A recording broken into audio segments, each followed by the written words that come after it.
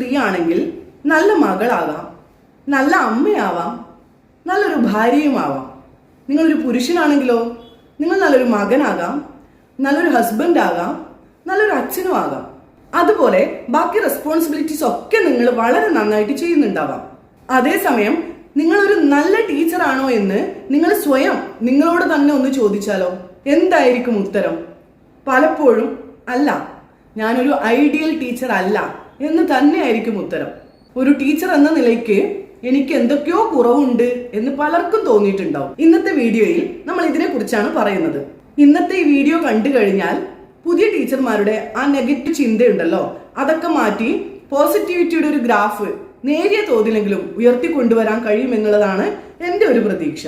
അപ്പോൾ നിങ്ങളൊരു നല്ല ടീച്ചർ ആവാൻ ഉദ്ദേശിച്ചിട്ടുണ്ടെങ്കിൽ നിങ്ങൾ ആദ്യം ചെയ്യേണ്ട കാര്യം, നിങ്ങൾ കുട്ടികളെ പഠിപ്പിക്കുമ്പോൾ അവർ നിങ്ങളുടെ ജീവിതത്തിൽ ഒരിക്കലും മറക്കാത്ത രീതിയിൽ വേണം നിങ്ങൾ അവരെ പഠിപ്പിക്കാൻ. ഇനിയിപ്പോൾ നിങ്ങൾ കുട്ടികളെ എപ്പോഴും അടിക്കുന്ന ഒരു ടീച്ചറാണെങ്കിലോ, അപ്പോഴും കുട്ടികൾ നിങ്ങളുടെ ജീവിതത്തിൽ ഒരിക്കലും മറക്കില്ല. പക്ഷെ നമുക്കറിയാം, ഒരു നല്ല ടീച്ചറെ ഓർമ്മിക്കേണ്ടത് ഇത്തരത്തിലല്ല, അല്ലേ? ഒരു ടീച്ചറെ കുട്ടികൾ ഓർമ്മിക്കേണ്ടത് എങ്ങനെയാണ്? ടീച്ചർ ചെയ്ത നല്ല കാര്യങ്ങളിലൂടെ, അല്ലേ? ഇതിനു വേണ്ടി ടീച്ചർമാർ എന്താണ് ചെയ്യേണ്ടത്? ടീച്ചർമാർ കുട്ടികളെ അവർ പഠിപ്പിക്കുന്ന കാര്യങ്ങൾ ജീവിതത്തിൽ ഒരിക്കലും മറക്കാത്ത രീതിയിൽ പഠിപ്പിച്ചു കൊടുക്കണം. അതാണ് ഒരു ടീച്ചറുടെ യഥാർത്ഥ നേട്ടം.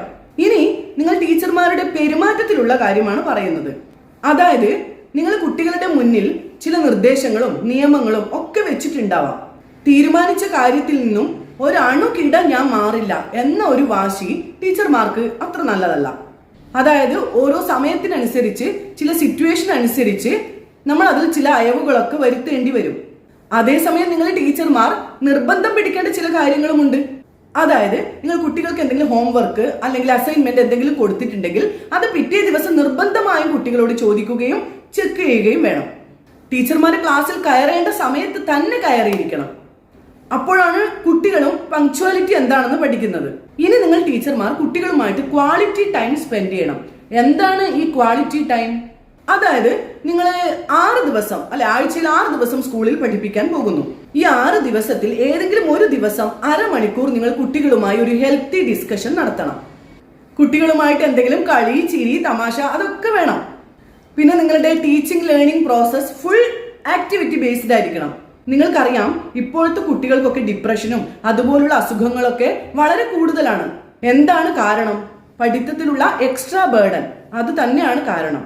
ഇപ്പോഴത്തെ കാലത്ത് ടീച്ചർമാർ, അതുപോലെ പാരന്റ്സ്, ട്യൂഷൻ ടീച്ചർ, ഇവരെല്ലാവരും കുട്ടികൾക്ക് പഠിത്തം എന്ന ഒരു ഓപ്ഷൻ അല്ലാതെ വേറെ ഒന്നും കൊടുക്കുന്നില്ല.